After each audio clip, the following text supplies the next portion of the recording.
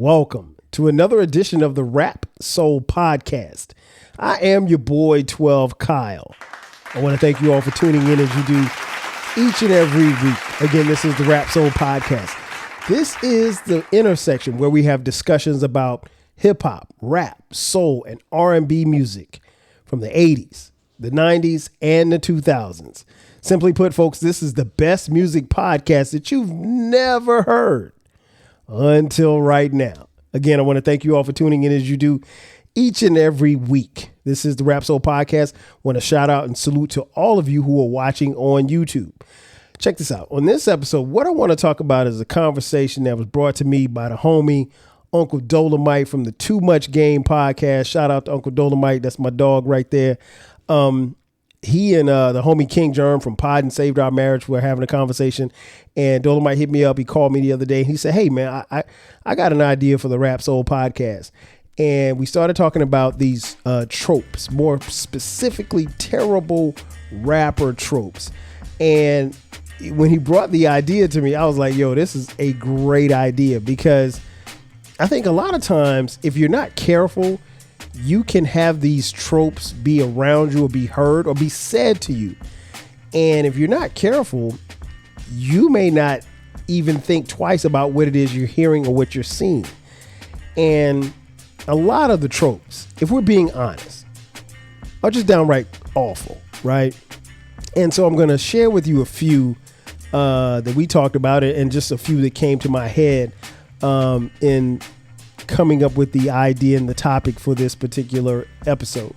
One of the biggest terrible rapper tropes is when you hear a rapper say, "I don't know who blank is."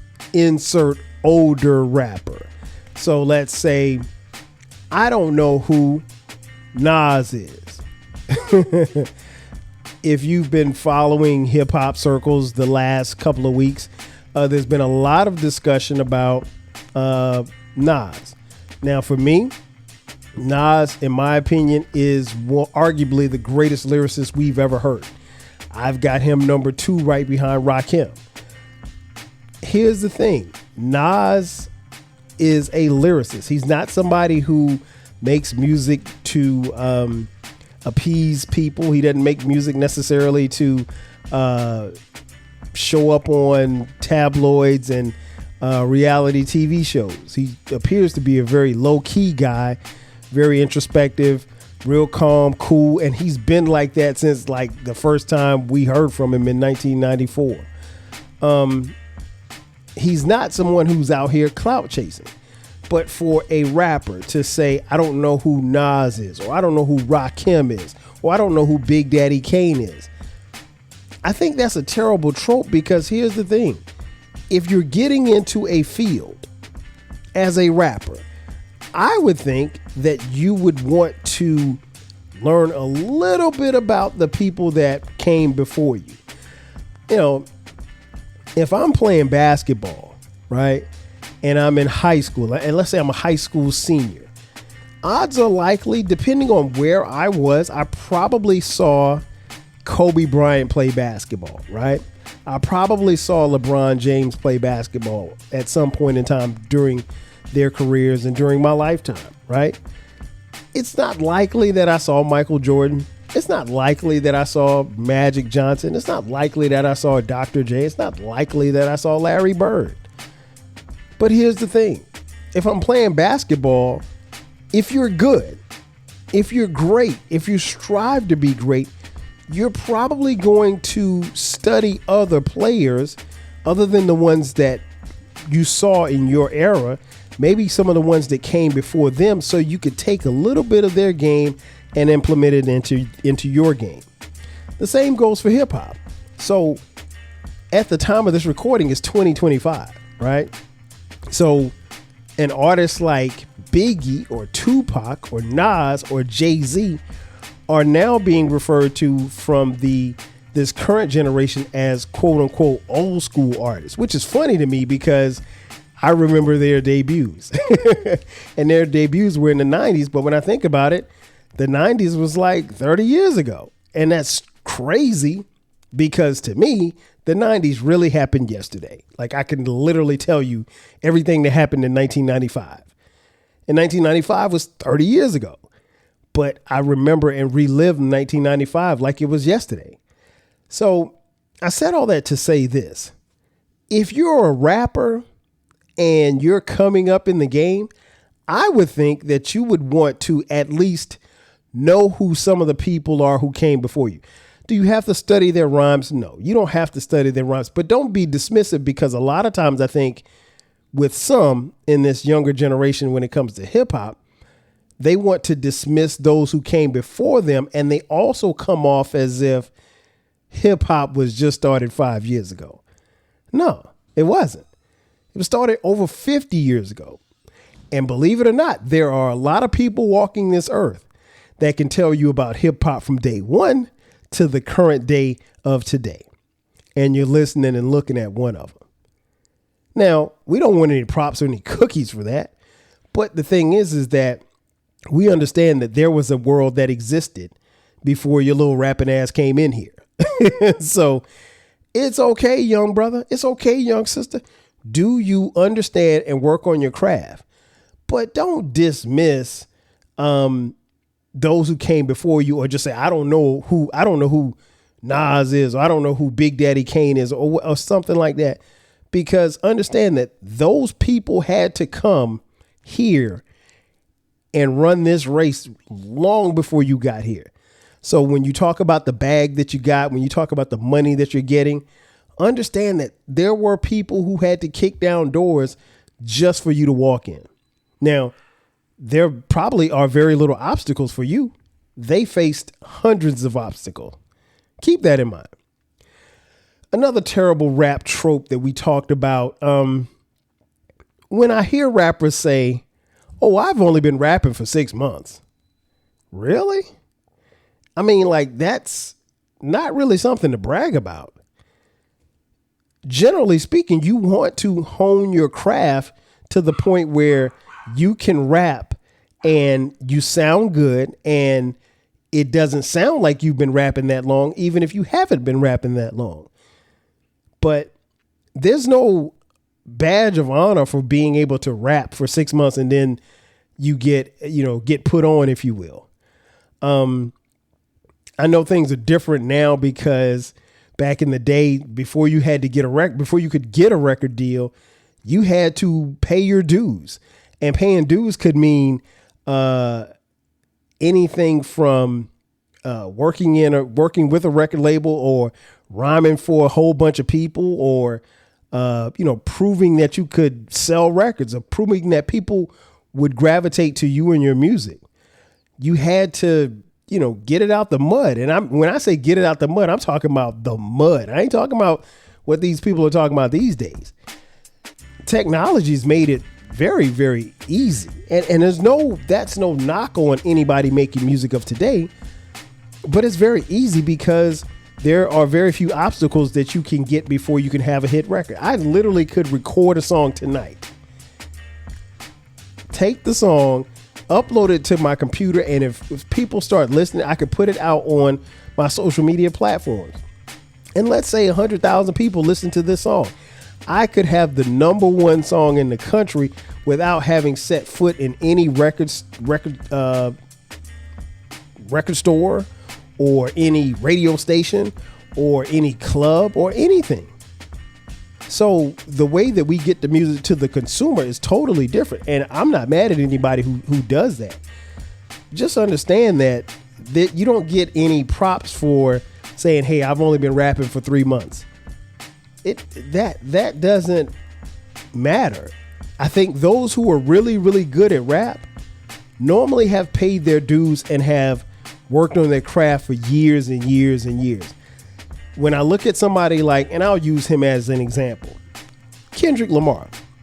Kendrick Lamar was somebody who was rapping for a long time before we heard of who he was. A lot of people know who K. Dot is now, but K. Dot was somebody who paid his dues. Another guy, Lil Wayne. Lil Wayne was somebody we saw literally grow up with Cash Money. Cash Money had one of the biggest records in the world.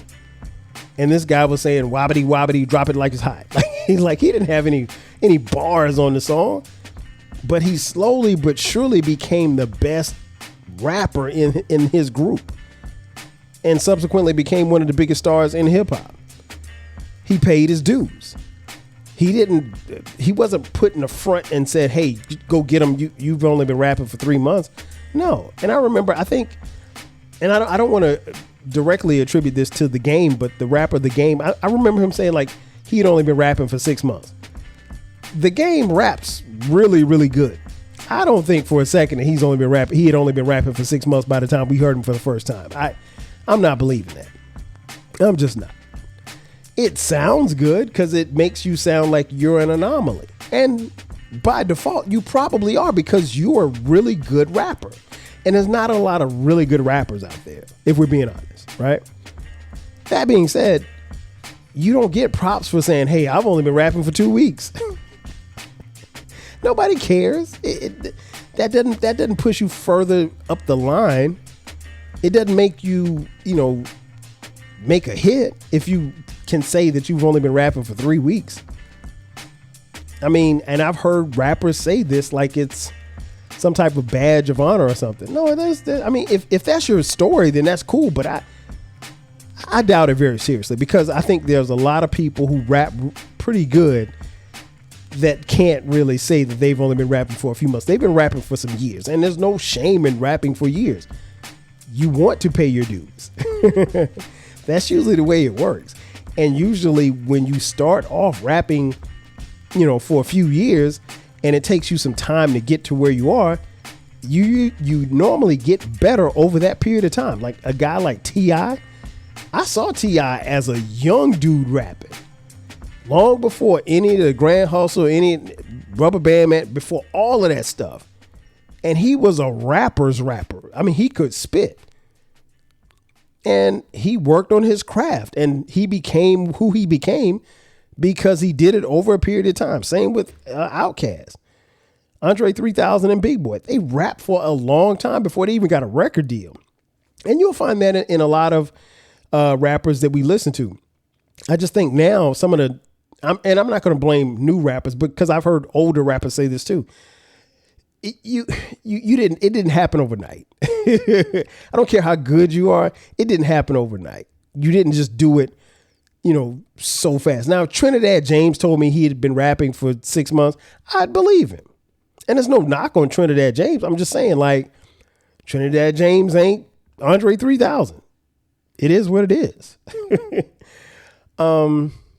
Another terrible rapper trope that I hate is, oh, we did this in one take. Meaning that what you hear on the record, this rapper said without ever having to repeat a bar or a word or anything. The first time that they went in the booth, they spit that verse, and that's what you hear. Now, whatever the engineer had to do to put overdubs or whatever the case may be, that's fine. But they basically did it. They basically had a perfect verse when they rapped it in the booth that particular day or night. I don't buy that at all. And I blame Jay-Z for this. Again, I think the blame can go to young rappers. I think the blame can go to older rappers. This one goes to Jay-Z, and it's because Jay-Z was commonly called one take Hove, meaning that he could do his raps in one take. Now, is it possible? Yeah, it's possible. Anything's possible. Kevin Garnett told y'all that. That being said, I don't think anybody, especially today, where you don't have where you have the technology, maybe it's easier to do it today than it could have been 20 years ago. I would assume that it is, because everything's easier now. That being said, being able to rap or to spit your rap in one take, again, you don't get any as a fan, we don't know. So you don't get any props for saying it in one take or 15 takes. I mean, like, I always go back to that, the scene of the movie from NWA, Straight Outta Compton, when they had Eazy-E, who clearly was not a rapper. Rest in peace, Eazy-E. from NWA, it was hard for him to say cruising down the street in my 6'4". Now, when you hear it on the tape, it sounds flawless. But according to the movie Straight Outta Compton, it took Easy like 35 times to do that. And they basically were what they call punching in his verses. So they would take pieces of what he was saying, record it, and take the pieces, and they eventually built his verse into a song.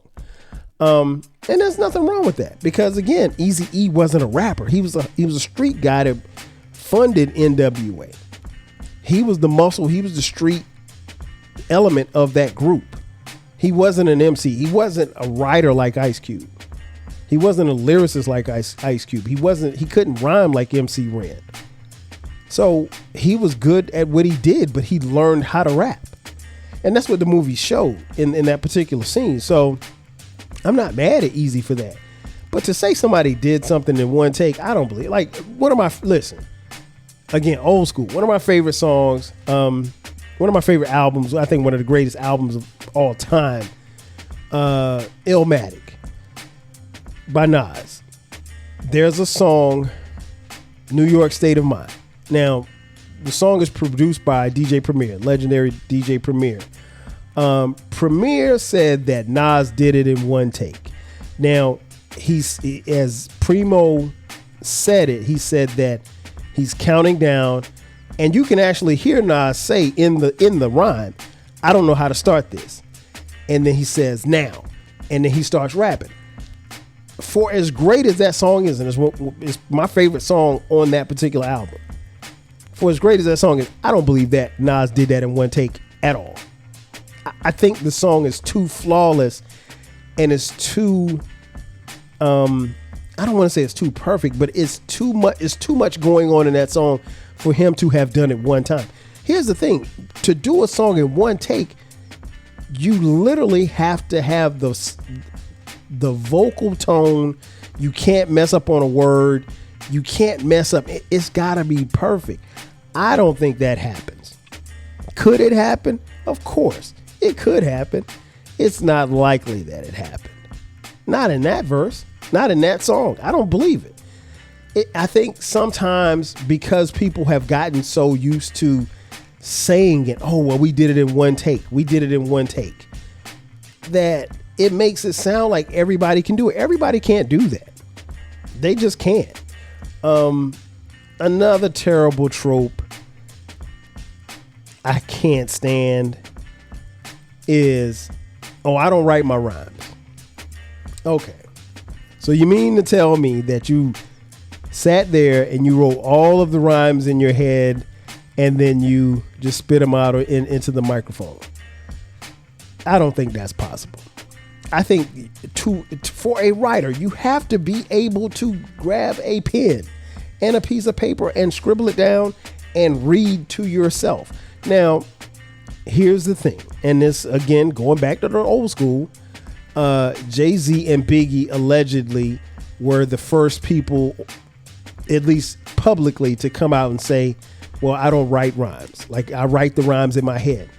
And it's legendary. You hear people talk about him all the time. They say, well, Jay-Z, he when he's recording, he'll go sit in a room where the music is playing, and he's sitting in a chair, and he's basically writing the rhyme in his head.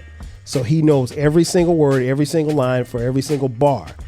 And he basically does this, and he sits in a chair and listens to the music and makes it up basically in his head as he goes along until he's ready to put it to, in the booth. And then he'll go in the booth and recite it back verbatim. Now, Jay-Z's explanation in this was when he was in the streets, before he got a record deal, before he started rapping, he would be on a corner hustling, and he would write his rap. He was, a rapper back then, but he wasn't, doing it for money, anything like that. And so in his explanation is that he would write his rhymes on a piece of paper, on a paper bag, and he stuffed the paper bag in his pocket. And he would do that, and anytime a rhyme would come to him, he'd write it on a piece of paper, on a paper bag, and stuff it in his pockets. And then he said it got to a point where he had so many torn up pieces of a paper bag that he could not stuff them in his pockets anymore. He was running out of space. And so he just had to learn how to keep the rhymes in his head without losing them. That sounds good in theory. Could you do it? Doubt it. I doubt it. For someone like Jay-Z, if he's done it over this amount of time, is it believable that he could do it? Possibly. I think he probably could do it, and I think he's probably done it before. Is he doing it every time he records a song?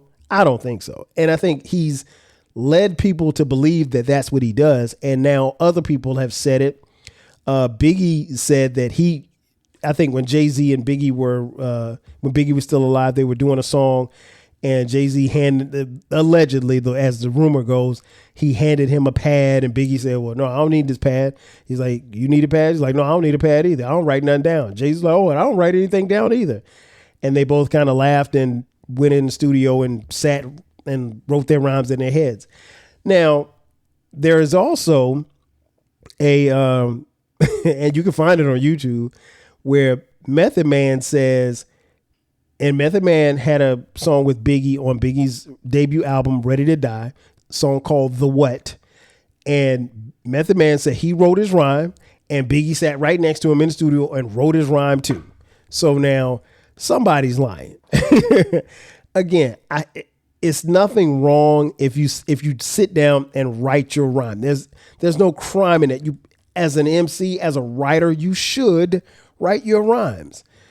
Don't fall into the terrible trope of these rappers telling you that everybody, or that you should not write your rhymes. Some people don't write their rhymes, and it sounds like it. Some of them write them in their heads, and it sounds like it. It's just that bad. Another terrible rapper trope is, oh, I used to hustle. I used to sell dope. Or I used to gangbang. All right, so let me start with the gangbang first. Listen, I always found that interesting because, like, in hip hop, one of the things that I think we lost over a period of time was authenticity. You couldn't talk about something if you didn't live it. And so if you said that you were this, trust and believe there were going to be people on the street that were going to test you to see if you really were that.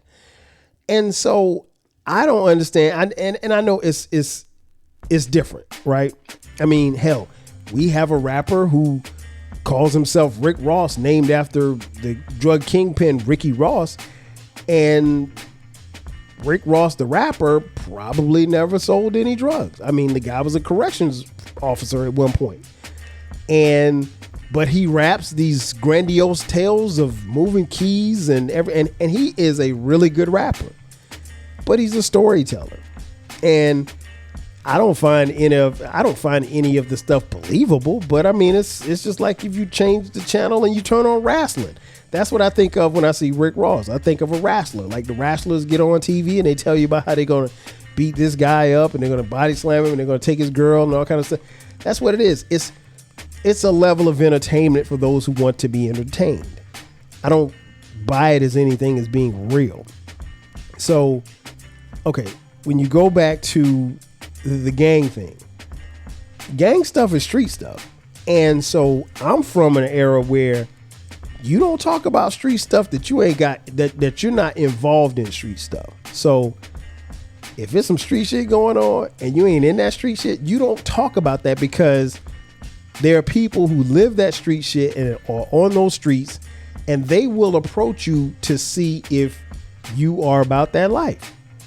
And so the whole thing with me is particularly because here's the thing.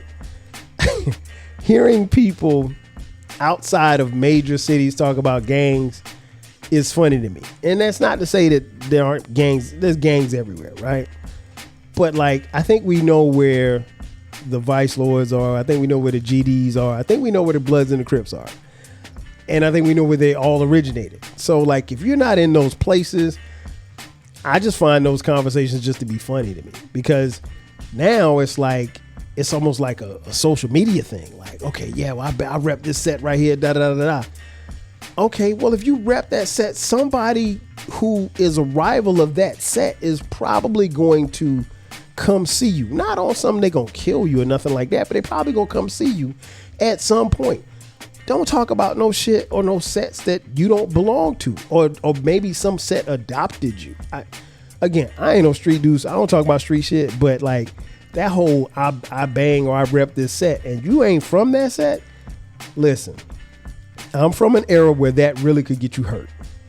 I'm gonna just be honest. And I don't know what the going rate is nowadays, but I want to say I think it probably still could get you hurt if you're claiming some area that you ain't from and somebody approaches you about it, because trust and believe somebody's going to approach you about it.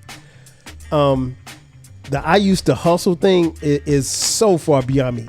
There was a point in time in the early 2000s where every rapper that came on the scene used to sell dope, and he sold dope until this one point, and then he got out of selling dope and he became a rapper. If we're being honest, there's only maybe about 10 rappers that actually used to sell dope.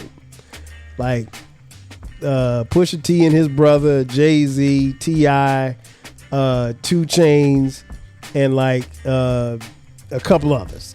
It ain't a lot of people that used to really, really sell dope. And I ain't talking about just, a little nickel bag here, nickel bag there. I'm talking about like really sell. Because here's the thing. If you really were in the streets like that, you could never rap about it.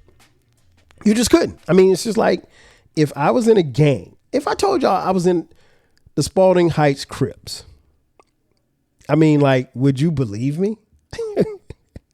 And here's the thing, like, that don't even sound like a gang, the Spalding Heights Crips. But if I told you that, me telling you that I was in the Spalding Heights Crips sounds about as silly as some of these rappers when they tell you that they rep this set or they're from this gang or whatever the case may be. And the drug trade thing is even funnier to me because, again, you ain't sold no drugs. So these are terrible rapper tropes, because here's the thing. As you're telling these stories of how much weight you pushed and how many girls you had and how you almost got caught by the cops, there is a 15-year-old that's listening and that's hanging on to every single word that you're saying. The difference is that when I was 15, a long time ago, when Big Daddy Kane said something, I believed him.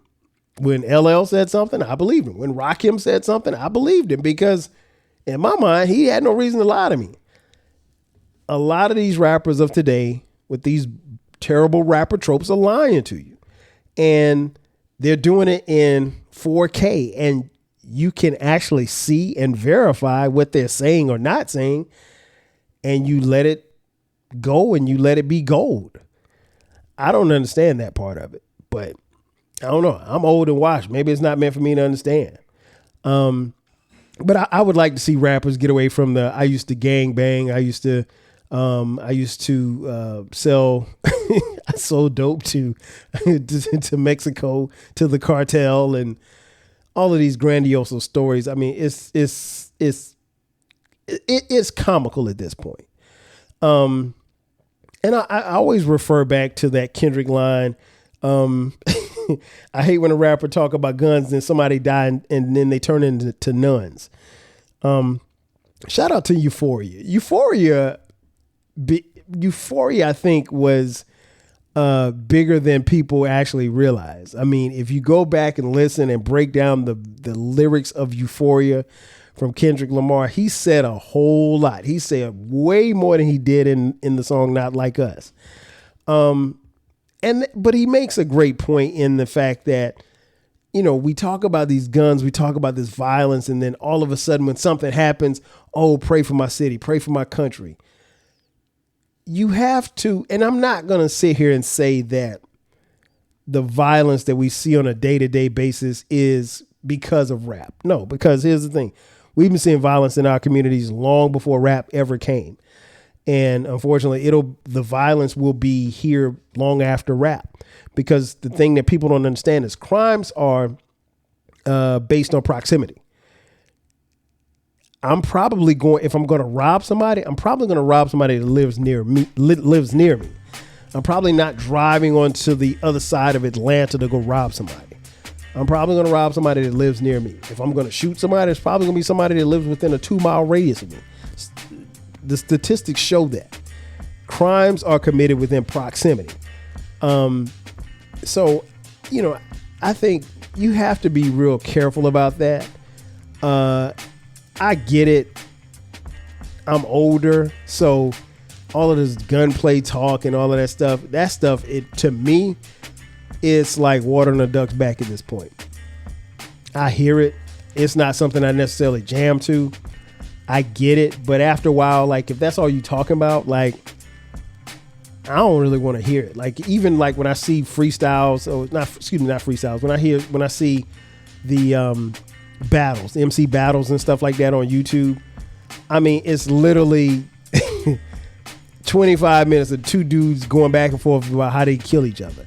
No kind of clever bars or nothing like that. It's always just, so I got turned off by those probably 10, 15 years ago. Like as we got into the early 2000s, I was like, nah, I'm not going to hear just two dudes just standing on the stage, just insulting themselves. And then, like I said, the gunplay now is just like, and I mean, bro, we don't have to turn on the TV. We don't have to go far to find violence in any of our communities. And so it's not because of rap, but I think you're doing yourself a disservice when that's all that you talk about, or you don't talk about the consequences of gun violence. We have to be a little bit more responsible. In fact, we have to be a lot more responsible because we're at the time now where those lyrics, and we've seen it before, your lyrics will get played in court. And if somebody did something, or if you did something, they could say, well, hey, you said this on this record and this guy got shot. This is your reference to somebody getting shot. We think that you were responsible for this guy getting shot. Now you have to prove your innocence and fight for your freedom based on a song that you made that you was high as hell doing. You didn't know that you put that in there, or maybe you did. Maybe you didn't care. And you don't want that. In conclusion, I think we have to move away from these terrible rapper tropes. Hip hop is aging. Hip hop will continue to age. And for every old head, there's a young buck coming up right behind him. And again, you have to remember that when you come with these terrible rap tropes, there's somebody younger that's hanging on to every single word. So you want to make sure you're telling them something right. Don't just feed them BS, because we get enough of that everywhere else. That's going to do it for me. Ladies and gentlemen, thanks for checking out this edition of the Rap Soul Podcast. Be sure to subscribe to the podcast. We drop new episodes every Monday and every Friday at midnight. If you're on social media, follow us, 12 Kyle and Rap Soul Podcast across the board. We also have a YouTube channel. Thank you for watching on YouTube. Subscribe there, like, and share it with a friend. Don't forget about our flagship podcast. It's called the 12 Kyle Podcast. We drop new episodes there every Thursday and every Sunday at midnight. You can find the 12 Kyle Podcast wherever you're listening and watching to this podcast. And that's going to do it for me. Ladies and gentlemen, my name is 12 Kyle. I will catch you guys next time. 5,000. Cheers.